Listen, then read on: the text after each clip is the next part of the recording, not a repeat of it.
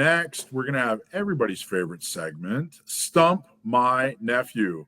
Stump My Nephew. That's where you send in a trivia question that has to do with guns, gun ownership, gun history, and we read it on the air to my nephew, who we found out is extremely good when it comes to gun trivia. And he hears the question for the very first time. If you stump my nephew, then you're gonna win a very special prize. If we just use your question on the air, you're gonna get a hat or a shirt. But hopefully you stump my nephew, which is pretty rare. It happens every now and then. This segment is sponsored by Seal One, seal1.com. That's seal and the number 1.com. At Gun Owners Radio, we're proud to partner with Seal One because we believe in the same mission, making gun ownership easier, smarter, and more accessible. Just like we're looking to protect your rights and grow the Second Amendment community, Seal One is out there making it easier to clean, protect, and maintain your firearms without the mess or the stink. Seriously, though, gun cleaning that actually works and smells good, that's a huge win. So check them out at seal1.com and experience the difference. We trust them with our gear. You should too, and we're so thankful for your support, Seal One. Awesome job. Sam, how's it going, man? I can't complain. How about you? Good, dude. I got to tell you, I don't know. This is a hard question. I don't think you're gonna get this question. I never say this either. I never bet against Sam. Maybe I did the first couple of years, but I learned early. Never bet against. There's two bets I never make. I never bet against Sam, and I never bet against the 49ers. I've lost too much money doing both of those things. But I think you got you stumped today. This is an extremely hard question. So. Alicia, why don't you, what do you think, Alicia? Okay, I will tell you, based on what Sam has said in the past, this is not the genre of his greatest strength, but I don't think I've ever seen Sam miss twice in a row. So I didn't think about good things, right? Well, all right. It's happened. Added pressure. Has it? All right, Sam, you ready? All right. Question is I don't know. You really built it up. I don't think I'm ready, but hit me anyway. I think you'll do fine. I got faith in you, Sam. All right, Luke from Tatooine asks, here's the question. The Pedersen device, and that's Pedersen device, developed during World War I. Yes. Okay, Pedersen, thank you. Well, that's a bad sign.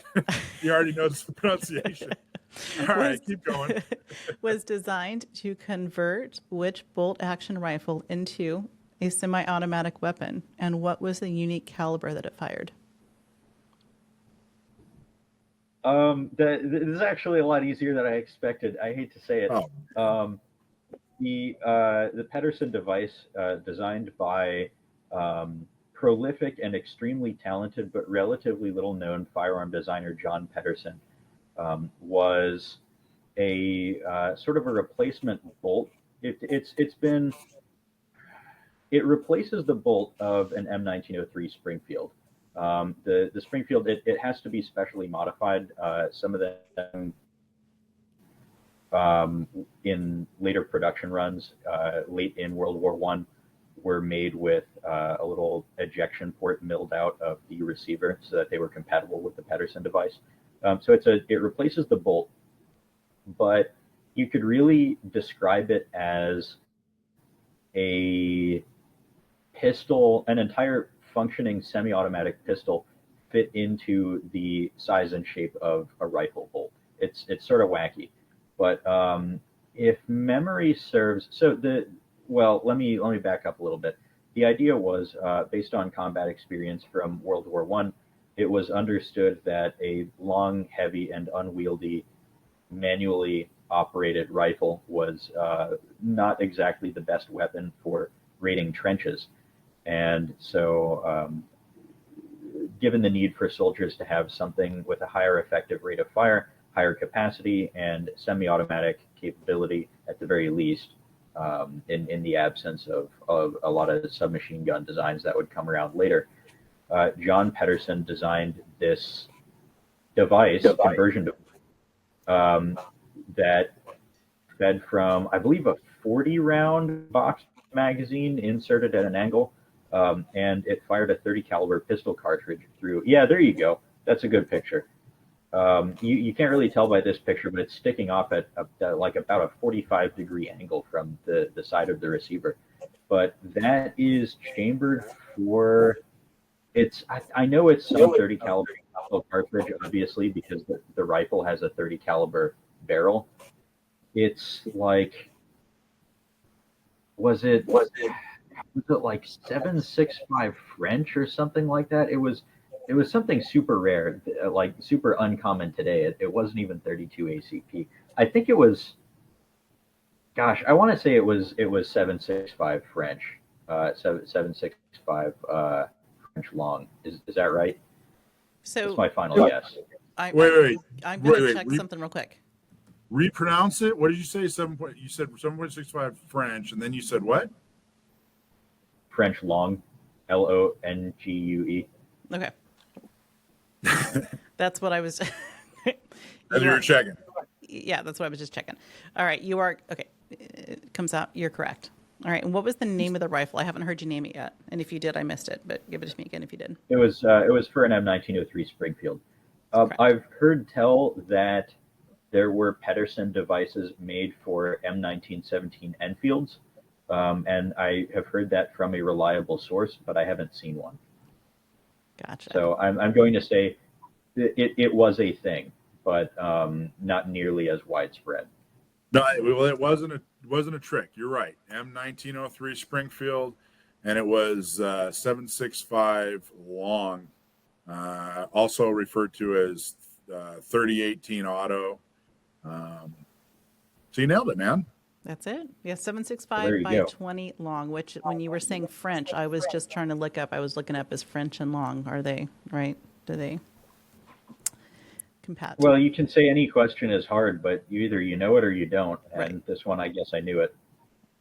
Well, there you go. I would have lost money yet again. So both you and Sam. Show Montana are draining my wallet as I go on in life. Thank you so much.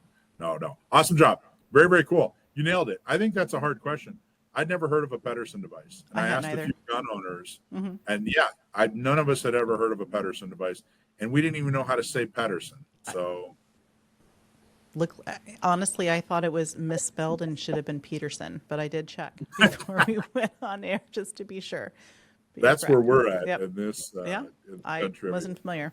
Yep. Yeah, John Pedersen actually went on to design a rifle that participated in trials against what would become the M1. He had he designed it for a 276 caliber or 7mm cartridge, and it was, gosh, was it recoil operated? I know it was toggle locked. I think it was a recoil operated rifle that Pedersen designed, but John Browning called John Pedersen one of the greatest living firearm designers. So that's high praise coming from the big man, the legend himself. But a lot of people these days really don't remember John Pedersen because the two designs of his that are most widely known now are known for being sort of weird and obscure, like the Pedersen device and the his prototype trials rifles. He designed some civilian firearms as well, but I'm not really super familiar with those. I want to say there was a pump action shotgun to his name, but don't quote me on that. I would never quote you on that. That's awesome. That's very, very cool, man. Good info. I have been described as weird and obscure myself, so I can relate. It is what it is. So there you go. Stump my nephew. To Luke from Tatooine, you get a hat or a shirt. Let us know what you'd like. I'm assuming a shirt, considering you have that weird bathrobe looking situation, and probably don't want a hat because you have like that 70s feathered hair going on. So we'll probably send you a shirt, and thank you so much for writing in. Hey, thanks for watching Gun Owners Radio. I hope you loved that clip. Don't forget to like, subscribe, comment, and follow us on social media, and check out our website at gunownersradio.com.